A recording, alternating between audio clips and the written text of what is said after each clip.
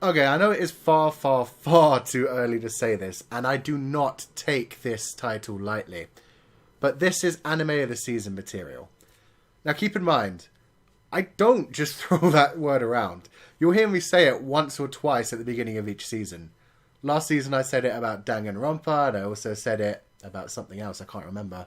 Season before that it was Ray Zero. So normally when I say something feels like anime of the season material for me, it works out. Because when I throw that title around, it means it's encaptioned me. And this one really has.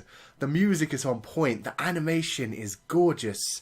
The music kind of reminds me of Sword Art Online a little bit, which is weird. Mixed with a little bit of Madoka. It's got that gentle, rural kind of feel to it with like all the whistles and the gentle woodwind instruments. I love it.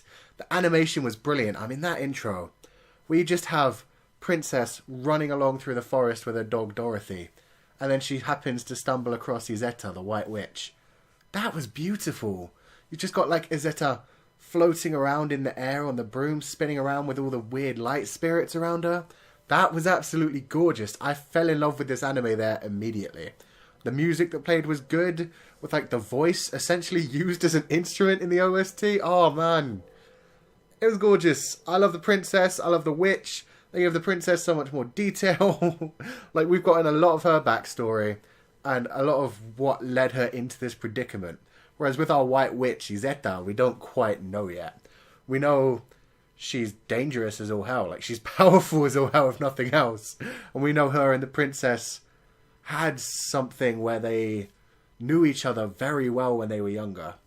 We know that the princess once protected Izetta, probably from the idea of burning the witch, since that's what people back in those days used to do. Oh, man.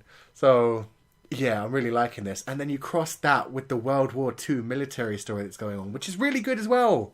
And the animation, like I said, it was nice enough seeing all the natural elements to it. Like, it was very beautiful when you just saw the ground and the forests and everything. But then you had the planes soaring through the sky, the train moving, and the CG was on point. This is really good use of CG again. For technological stuff, it's great that you put that in CG, that you use it so you can rotate around, but you make sure you keep your characters in traditional 2D. And they did that really well. Especially on that scene with the train where the princess was climbing up on top, and you had it like spin around them as they were doing it. It added so much more tension and made it so much more action-packed, being able to see that as it happened. So yeah, animation was on point, music was on point, story's coming in great, so let's jump into the story. So for this story, we have Princess Fine, whose name is kind of hilarious. She has a much longer name, which is like Osfine von Estrella. I don't remember it. I'm just going to call her Princess Fine. She's adorable, but she's also straight up amazing. Like, she's a powerful woman. People call her a tomboy. But they talk about how loyal she is to her country and how much of a proper princess she is. And we have her strength in that in this episode so much, all of the time, where she's just being so nice to everyone. I mean, she makes sure the people that are protecting her are protected as well. She doesn't just use them as a meat shield, use them to get away. She genuinely wants to look after them. And at the same time, even when she's just like crashing at somebody's house, she wants to make sure that they're fully rewarded, even if they feel glad doing it. So yeah, she's the princess of this country called Elistat, and I'm not sure exactly where it's meant to be. Somebody on my PV reaction stream suggested it was probably Austria, and I figure, yeah, it's probably either Austria or Switzerland, somewhere like that, in the Alps, so I'm not sure which one. Let me know in the comment section if you know for sure. I couldn't even tell on the map, to be honest. I am bad at geography. But they do show it on the map, so I'm sure somebody recognises it a lot better than me. But it looks gorgeous. It's a nice rural area. The king is clearly in dire straits on his last legs. They talked about him being bedridden, and even though the princess tried to play it out and pretend that it wasn't happening, it was clear it was going on, and this is why she's been pushed to this point where she almost got married to Prince Henry of Britannia, which is cool as itself, man. They're bringing England into this. I mean, Britannia's obviously England. It can't be anywhere else. Or I suppose I should say the UK, since it's Britain, rather than just England. But yeah, that was cool. The fact that she was so close to getting that political marriage, she was willing to give up any semblance of her own ownership to the throne of Elistat, just to make sure that they could get allies, that they could get Britain coming in to defend them as well, making sure that hopefully Germania wouldn't have attacked that way, or the Britannian army could come in and defend them. That didn't quite work, because unfortunately, just as she was having the political meeting and getting ready to get married to Prince Henry, shit went completely wrong. Her country was invaded, and the Nazis, yes, I'm going to be calling them the Nazis, managed to find her and kidnapped her. God damn, that was deep. Because that was a really powerful scene as it was.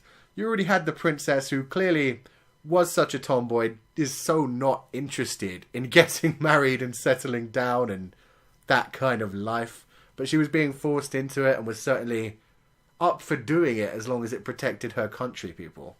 Another strong, strengthening suggestion of how loyal she is to her family and country. And man, perfect princess style. But it was also the way she handled it. I mean, whoever he was, I don't know exactly what position he held, but he was someone high up from Britannia, was talking about how she was acting the proper princess. He could see through her with the idea that her father was bedridden and, you know, he was still okay with it. The fact that she was being properly political about it, talking about things properly, man, it was just a bad time for shit to go down. She was so close to securing that treaty, man. Meanwhile, while all of this is going on, you also had Major Berckmann, who was escorting this giant metal tube thing. I don't know what to call it. I suppose a stasis pod. It was basically a pod that was holding in it the White Witch, Izetta, who Fiona knew as a child, which was weird to me as it was. The fact that they met and they have this deep backstory. I thought they might have met once, if anything. But yeah, as soon as the princess got the witch out of the pod, bang. They seemed to know each other really well. She was screaming out for the princess, and the princess remembered her name as Izetta. So I really want to figure out this backstory, if nothing else. The fact that they only showed us that one flashback when they first met, and just a quick glimpse from Izetta's memory of Fine trying to protect her. Man, I want to know what else happened there. And, you know, they're clearly setting it so that there's going to be a lesbian relationship going on in this. It's very Yuri. You have the ending song where the girls are constantly running towards each other, and then the final image is just them both in nightgowns clinging onto each other's hands. So they're definitely going down the Yuri path between these two. I'm not surprised at all by it. I just don't want that to be the focus of the show. It could be a cute thing. I'm fine with them getting romantic together as it goes on. It's the same when it comes to Shonen Ai. Shoujo Ai is cool, as long as it's emotional and not smutty. And I don't see this one going down the smutty fan service route. It looks more like a pure kind of love, judging from the ending. But yeah, Izetta seems cool. She's all powerful. Just while waking up, she managed to destroy that plane while in midair. She grabbed the massive rifle, turned it into a witch's broom kind of thing, used it to fly and saved Fine from dying. Man, that was brilliant.